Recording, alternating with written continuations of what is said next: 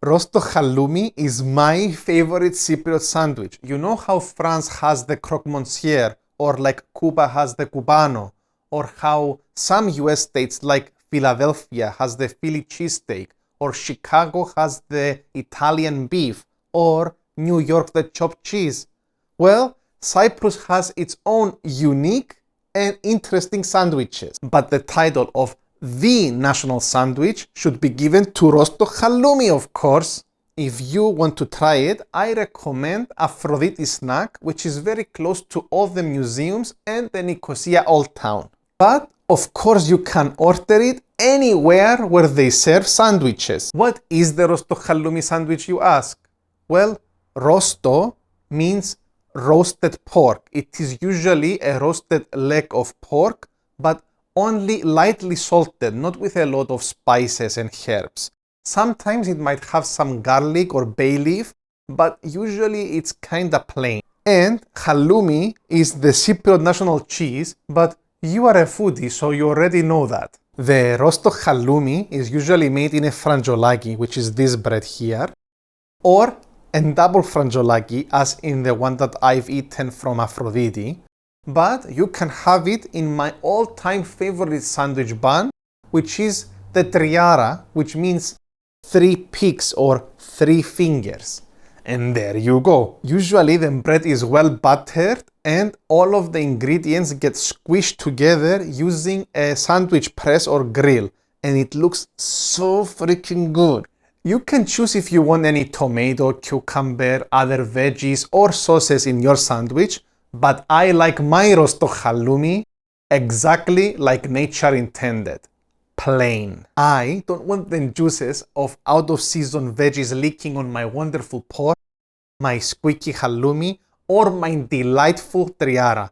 And for the love of everything that is holy, please do not add generic mayonnaise, piccalilli, or pickles.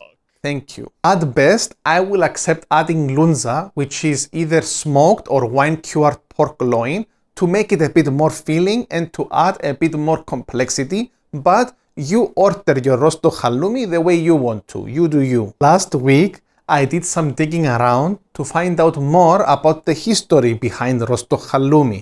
And to do so, I researched Greek and Cypriot newspapers. In doing so, I found some interesting facts about the history of the sandwich in Cyprus, but I have to let you know that this time I didn't do as deep of a research as I did for the history of souvlaki, or the history of pizza, or the history of pumpkin spice, or coffee.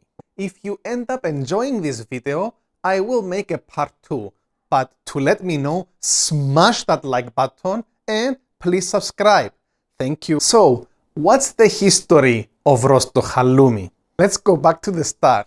The word sandwich was first recorded in English in 1762, and it was first recorded in Cyprus in 1901 in an article about a woman from Alabama who chose to poison her mother-in-law with a sandwich. What this is telling us is that literate Cypriots who could read the katharevousa, the pure Greek present on this article, knew what sandwiches are.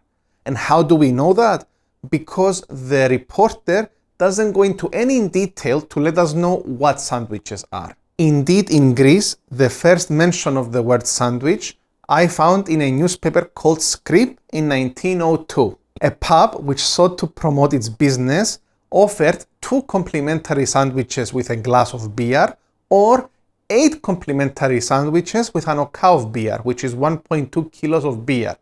And the price for that was half a drachmi. The sandwiches were with hams, salamis, mortadellas, tongues, caviar, cheese, and 24 kinds of mezzedes. To estimate how expensive 0.4 drachmes were at the time, I found a letter written to the editor of Scrip, where a man argued that his very first merokamato, or daily wage, was half a drachmi. To get a liter of beer and 8 sandwiches, an ordinary person had to sacrifice a day's salary in order to purchase them.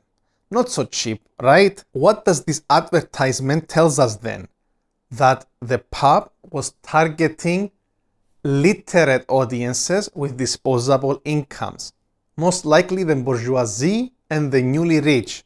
And if sandwiches were known by the ordinary Greeks, it was a luxury. This idea of the sandwich being something foreign, exotic, luxurious persisted in Cyprus up until the late 20s and the 1930s, or rather by the fact that they are not mentioned at all in Cypriot news or stories up until 1929.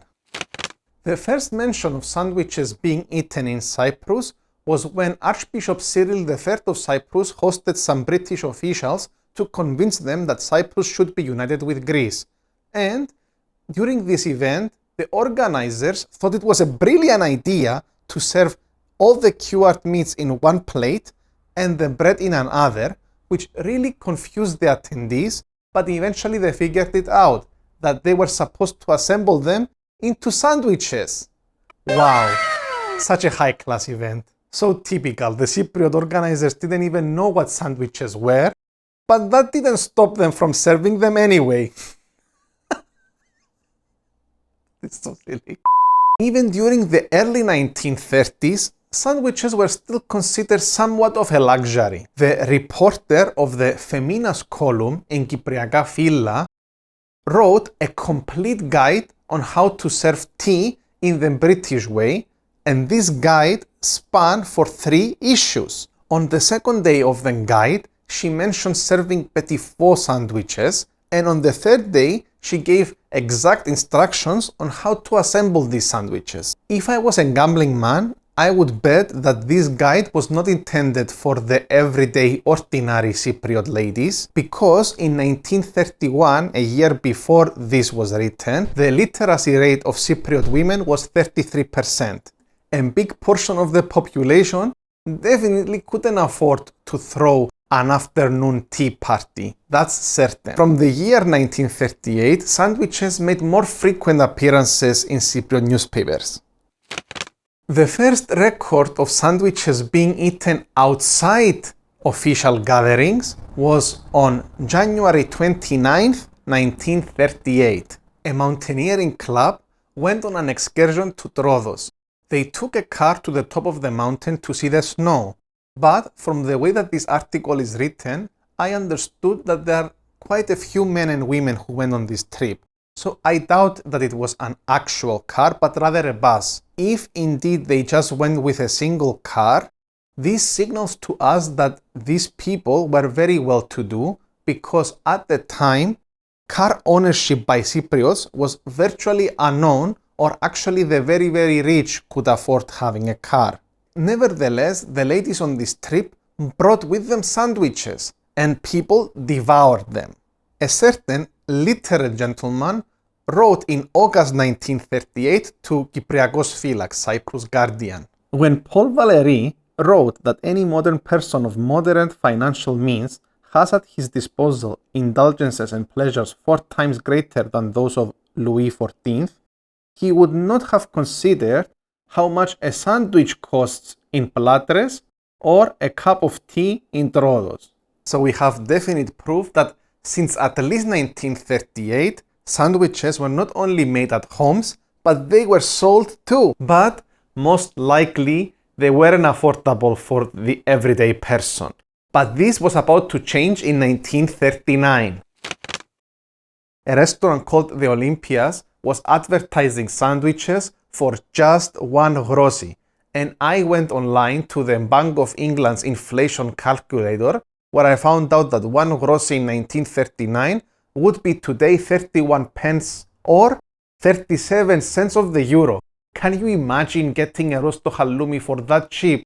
Damn you, inflation. Again, to put things into perspective and find out how affordable was one sandwich in 1939, I went online and I found this article about cave dwellers, and this gentleman called Mr. Georgiou, who was a miner and a cave dweller, made somewhere between 15 groszy to 2 shillings per day, that the reporter who wrote the article argued that it was a respectable amount of money for the time, and he couldn't understand why Mr. Georgiou chose to live in a cave. So at worst, a sandwich would have costed Mr. Georgiou 1/15 or 6.7% of his daily wage, which is almost kinda similar today. So it wasn't that bad. Okay, back to the origins of Rosto-halloumi. Well, I have evidence that sandwiches with just halloumi were sold as early as 1939.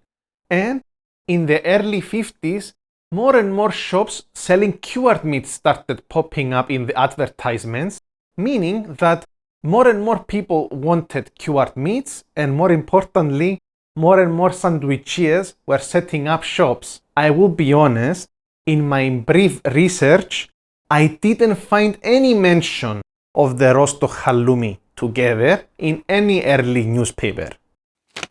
But that doesn't mean that I don't have some theories of my own as to when and how Rosto-halloumi was conceived. One, that Rosto-halloumi has been conceived by repatriated diaspora Cypriots or Cypriots who travel abroad and encounter sandwich shops selling sandwiches with roast beef and roast chicken. One example of a Cypriot traveler, the reporter of the Iproini, the morning paper, Mr. Tefkros Anthias, when he went to Port Said, he said that he was very impressed by the sandwich shops there, and I totally get that. After all, it was during my years in England that I have fallen in love with Sunday roast, and ever since I came back to Cyprus, I have been searching for pubs and hotels with carveries so that I can recapture the magic of eating a proper roast, stuffing, Yorkshire pudding, and the nectar of the gods, gravy! Sunday roast is live! It is worth noting that at the time Mr. Anthias visited Port Said, it was heavily influenced by the British, which brings me to my next point. 2.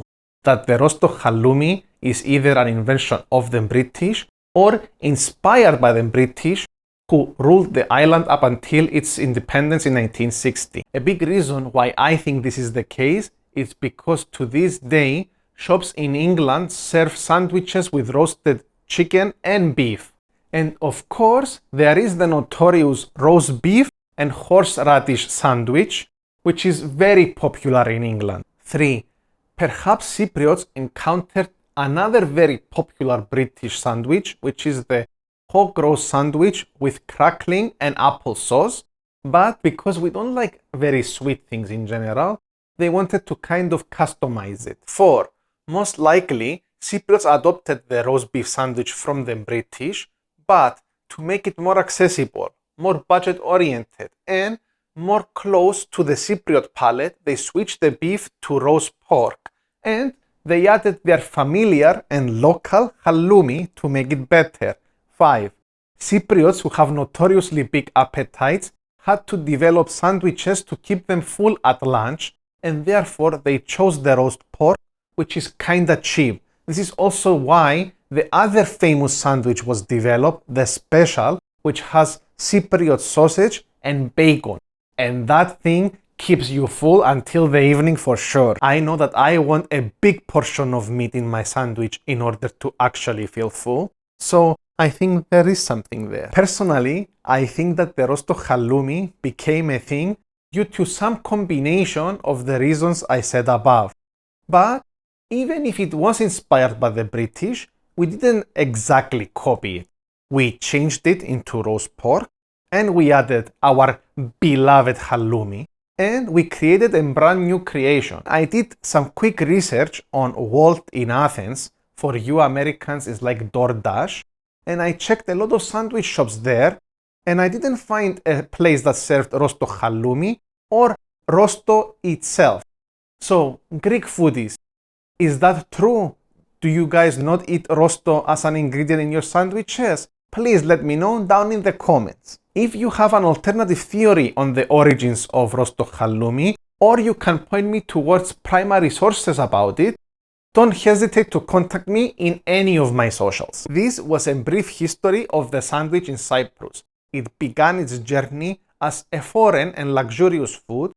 Gradually, it became more and more affordable, which then helped us iterate, innovate, and turn either the hog roast sandwich or the roast beef sandwich into the glorious, amazing, and my personal favorite, the Rosto-halloumi sandwich. And if you enjoyed watching this video, please watch my other videos and help this channel grow.